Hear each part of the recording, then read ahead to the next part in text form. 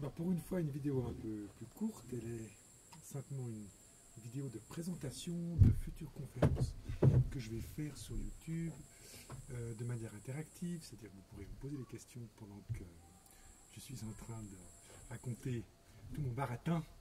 Et donc, ça portera sur le yitting. Le yitting, c'est important de comprendre comment ça fonctionne, parce que c'est à la base de la culture chinoise. Donc quand j'enseigne le tai chi ou le qigong, souvent je le cite, et puis mes élèves me regardent, ils ne savent pas toujours de quoi je veux parler, donc ces petites conférences seront là pour me permettre ensuite de parler plus librement du yitting de manière plus approfondie à mes élèves. Quand je dis que c'est la base de la culture chinoise, c'est vraiment important de comprendre ça dans le sens où, si je veux résumer de façon un petit peu dramatique la culture occidentale, j'ai envie de dire c'est la culture du tir exclu. Si vous ne savez pas ce que c'est, vous tapez, vous googlez ça, puis vous verrez de quoi il s'agit. Le tir exclu, donc, qui implique qu'une proposition peut être vraie ou fausse, mais en tout cas pas les deux en même temps, c'est-à-dire qu'il n'y a pas de troisième solution, alors qu'en fin de compte, la culture chinoise, c'est la culture du tiers inclus. C'est-à-dire que ce qui les intéresse, c'est toutes les nuances qu'il y a entre ces deux extrémités. D'ailleurs, et vous verrez de la manière dont s'articule le yitting, c'est le yitting qui est en fait un système d'écriture pour qualifier la dynamique de toute chose, hein, pour faire un arrêt sur image et pour découvrir le potentiel d'une situation, d'un lieu, d'une personne, d'un organe, d'une application martiale. Vous verrez que ce système d'étiquetage, on peut l'utiliser pour plein de choses. Vous verrez que cette notion ternaire, elle est très vivante et visible dans le yitting, parce que c'est, en somme, ce que je vais dire maintenant est un petit peu discutable, mais si on veut bien voir les choses comme elles sont, c'est la superposition de trois petites images qui figurent trois traits, en tout cas trois niveaux. Et ces trois niveaux, ben, ils sont pas sans rappeler simplement l'écriture du chiffre 3, San, en chinois. Donc c'est trois traits. Hein, 1 c'est un trait, 2 c'est deux traits, et 3 c'est trois traits. Et au-delà de ça, on arrête avec les traits et on commence à faire des calligraphies plus élégantes et complexes. Pourquoi ce chiffre 3 il est important? Si on reprend Lao Tzu, le 1 engendre le 2 engendre le 3, et le 3 engendre la multitude du monde manifesté. Et ce monde manifesté, eh bien, il est placé entre le ciel et la terre. Il y a aussi cette trinité dont vous avez peut-être déjà entendu parler, la trinité ciel, homme, terre. Et en fin de compte, le yitting, il va discourir de tout cet espace que le ciel et la terre dynamisent, hein, comme aussi Lao Tzu le soufflet de la forge, l'espace qui est à l'intérieur du soufflet de la forge.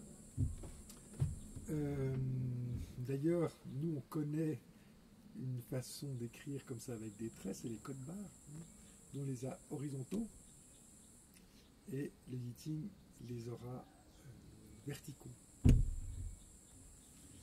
Je voulais aussi vous dire que, en fait, le musicien va parler maintenant. En Europe, on a un système qu'on peut rapprocher du yitting, parce qu'il s'occupe de l'espace qu'il y a entre deux extrémités.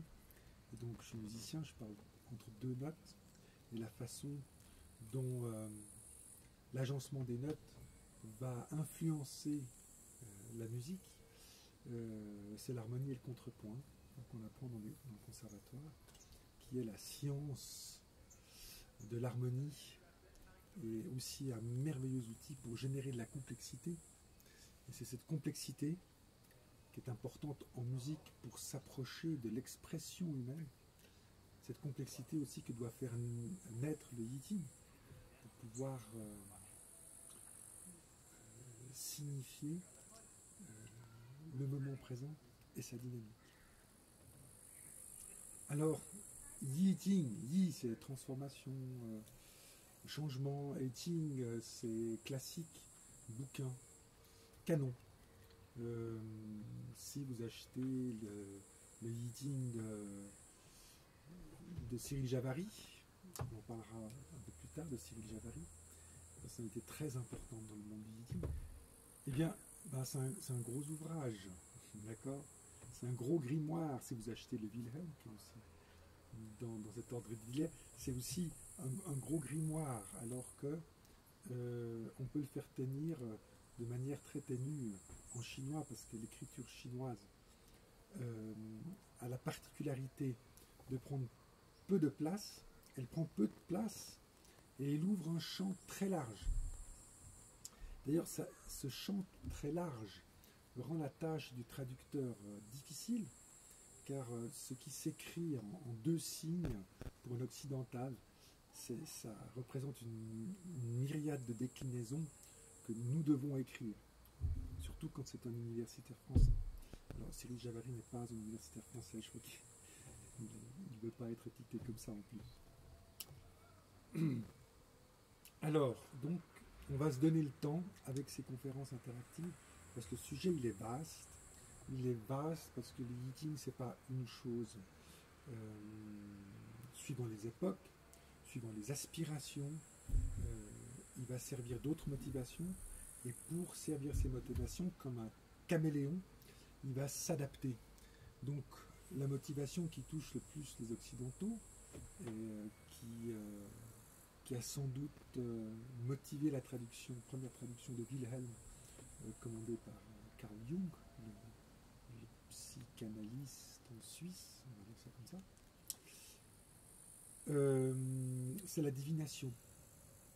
Donc,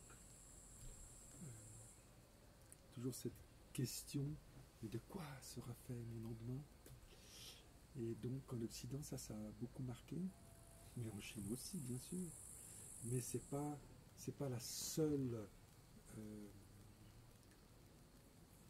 motivation qui amène à ouvrir ou à étudier le Yi-Ting.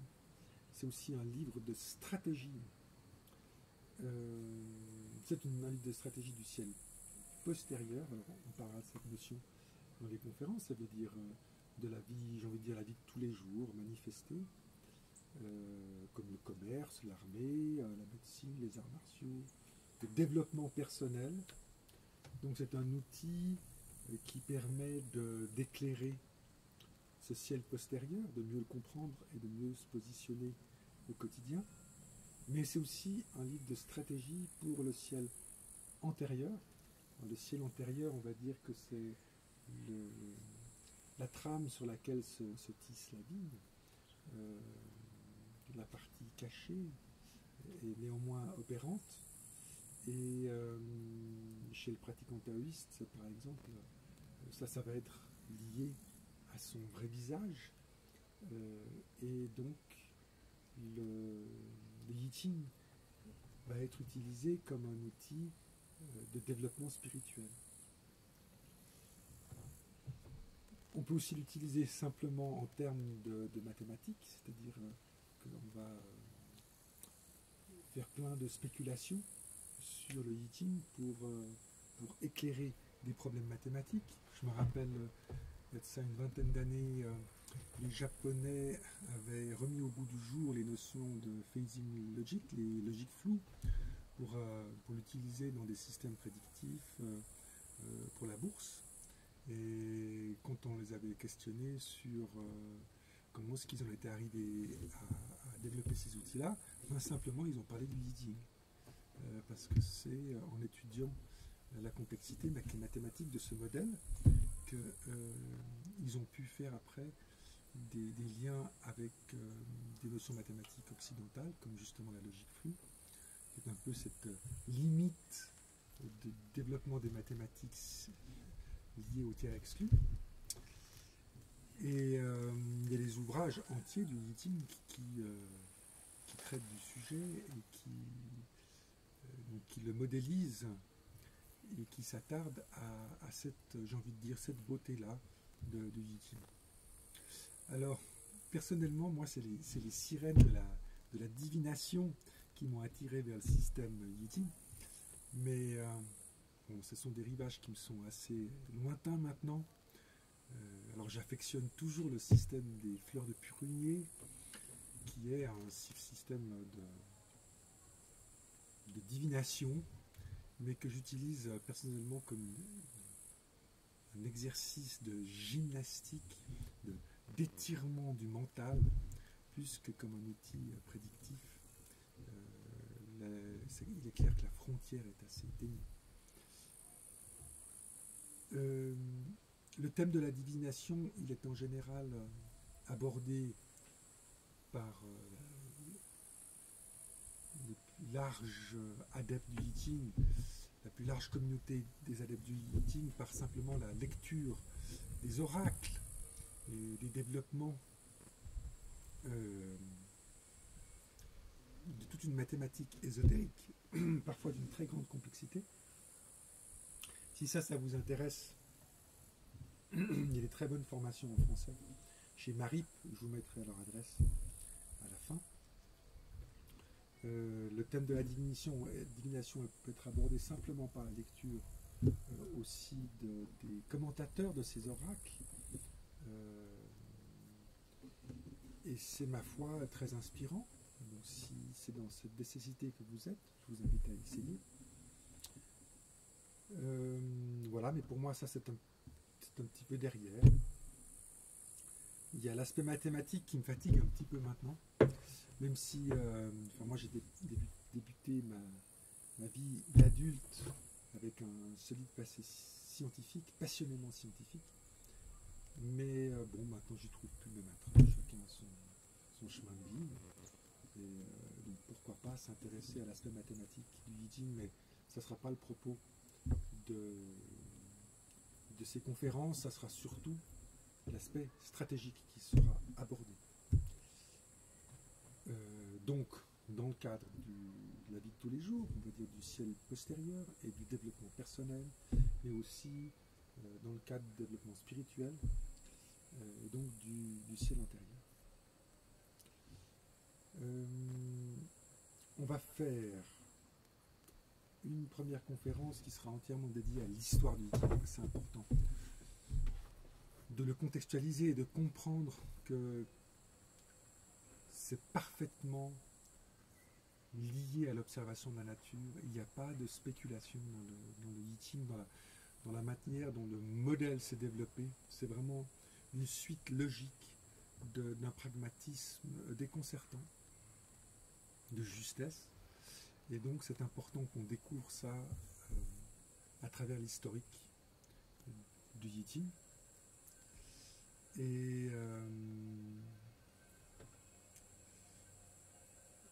Et puis, on va ensuite seulement, quand on va faire cette découverte de l'outil, après il y aura une prolongation, je ne sais pas si je vais le faire déjà dans la deuxième conférence, on verra comment est-ce qu'on s'en sort, parce qu'on parlera bien sûr des fleurs de prunier, qui est un système que j'affectionne, parce qu'il a une petite dimension mathématique, mais pas trop, et puis surtout, il développe une grande spontanéité, à savoir la manière de transposer ce qu'on vit juste là maintenant dans une figure à 6 traits, un hexagramme du Yi Ting. Comment est-ce qu'on construit un hexagramme du Yi Ting comme ça, et comment est-ce qu'on peut le lire et comprendre ce qu'il a à nous révéler, et tout de suite après le transposer en retour à ce qu'on est en train de vivre. Donc ça, on en parlera. C'est une manière d'utiliser le Yi Ting. Pour ce côté très stratégique du Yi Ting, on va utiliser 2 ouvrages. On va utiliser le Yi Ting de Arlette de Beaucorps et celui de Liu Yiming. Je vous mettrai les liens à la suite de cette vidéo pour que vous puissiez vous les procurer. Alors pourquoi ces deux-là? Parce qu'il y en a plein. Et ces deux-là n'excluent pas les autres.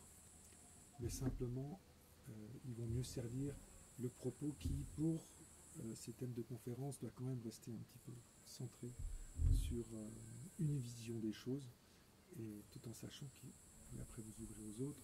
Et donc, bien sûr, le Yiting de Wilhelm, il est merveilleux. Alors, c'est assez à la mode de dire oui, bon, enfin, il y a des erreurs, machin, etc. Oui, mais c'est un Yiting confucianiste, etc. Blablabla. Lisez-le et sentez ce qu'il a à vous apporter. Et par exemple aussi le Yiting de Cyril Javary. Donc, Cyril Javary, c'est peut-être la personnalité contemporaine la plus incontournable. Du reste, Arlette de Beaucorps, qui va nous servir de fil conducteur pour une certaine manière d'envisager le Yiking, est une de ses disciples. Je pense que, je ne sais pas si Arlette tu m'écoutes, mais je ne pense pas qu'elle renierait ce lien-là. Et évidemment, si vous voyez une conférence de Cyril Javary dans votre coin, il faut absolument courir l'écouter, c'est merveilleux. Même si vous n'êtes pas passionné de Yiting, vous allez découvrir une personne formidable et vous ne serez en tout cas pas déçu du déplacement. C'est un orateur hors du commun et tout ce qui est complexe dans sa bouche sonne simple et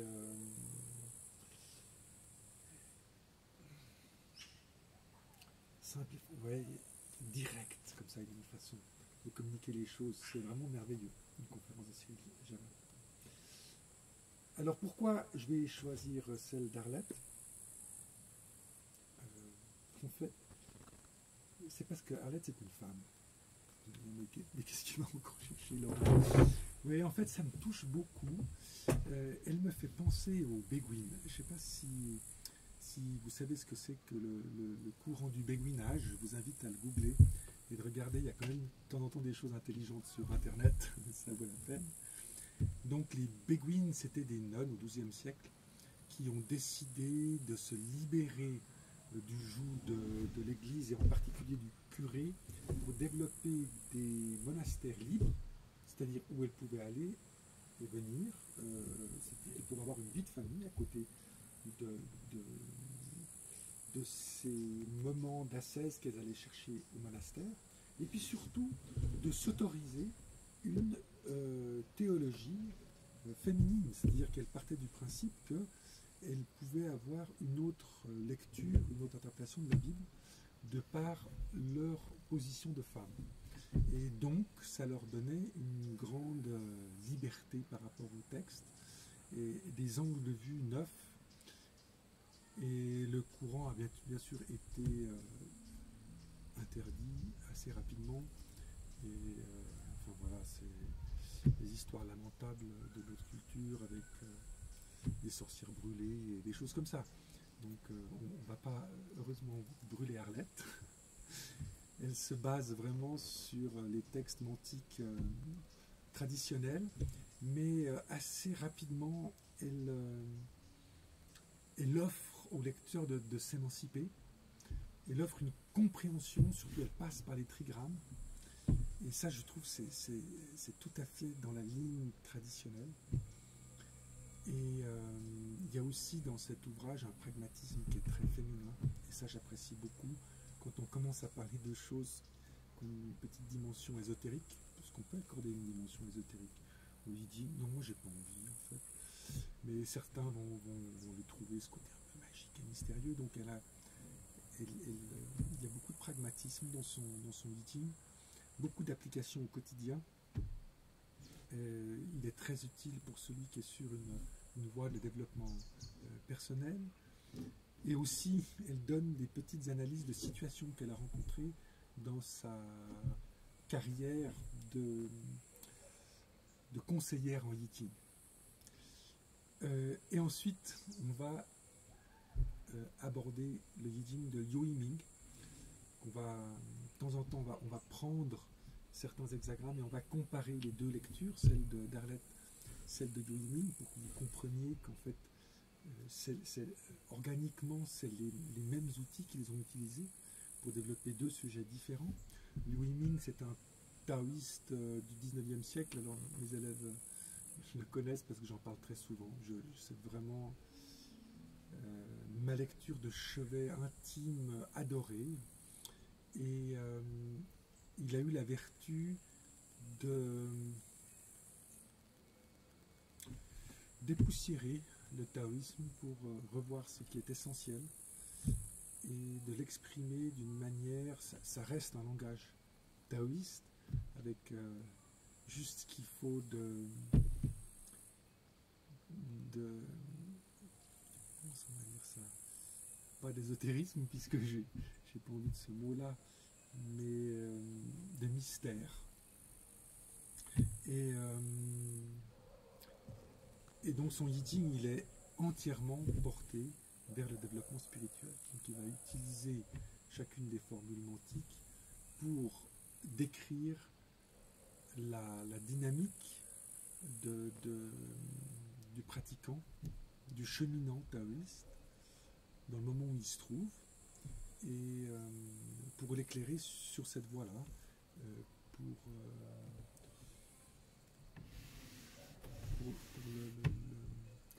le protéger des écueils qu'il pourrait rencontrer, pour le mettre en garde des écueils qu'il pourrait rencontrer dans son développement spirituel. Voilà.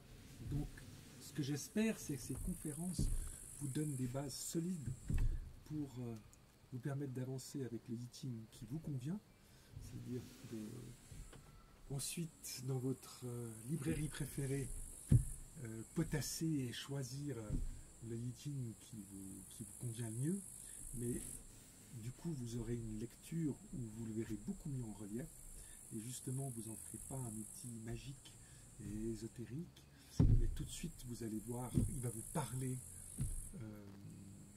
par vraiment sa structure interne qui est très forte. Alors vous pouvez, que ce soit de l'alignation, de la stratégie, du développement personnel, du développement spirituel, vous allez trouver la version qui vous convient le mieux. Et puis aussi, j'espère que ça donnera à mes élèves de Tai Chi et de Qigong qui m'entendent souvent le citer, que ça soit pour des hexagrammes ou pour des trigrammes par rapport au mouvement du Tai Chi, parce que tous les mouvements du Tai Chi sont classés à partir de ce système-là, et ils seront un petit peu moins perdus, parce que souvent dans mes classes, je regarde mes élèves et je me vois moi dans mes classes d'histoire de la musique. J'avais un professeur extraordinaire, Bruno Boccadoro. Les musiciens qui m'entendent évidemment sauront tout de suite de qui je veux parler, parce que c'est vraiment un musicologue merveilleux et un pédagogue formidable, mais il avait un défaut, c'était les immenses citations en latin. Et donc dans la salle, certains n'étaient pas latinistes et ils ouvraient les yeux gros comme des soucoupes et on était largués. Et donc voilà, chers élèves, suivez bien mes conférences sur le Yijing, ça me permettra par la suite de le citer plus souvent et avec bonheur parce que je saurai que ça fera mouche. Alors, évidemment qu'il y a des grands spécialistes du Yijing, peut-être qu'il y en a certains qui vont assister aux conférences, s'il vous plaît, si vous en êtes, il faudra me questionner. Donc évidemment je ne suis pas un grand spécialiste du Yijing, que j'ai mes limites,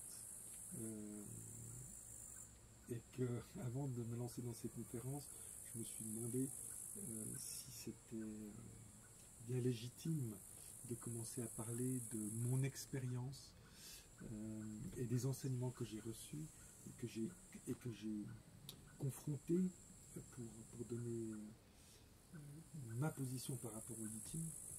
Et alors voilà, je me souviens d'un repas, j'ai eu la chance de manger une fois avec Cyril Javary dans un stage, puis j'ai énormément d'admiration pour cet enseignant, et à un moment donné je lui ai dit, oh là là, quelquefois je me dis, si j'avais fait les Langzhou ou la sinologie à l'université quand même, ce serait merveilleux, j'aurais des... Il m'a regardé, il m'a dit, attention, hein, donc moi j'ai pas fait l'université, et c'est pas comme ça que vous allez arriver à quelque chose.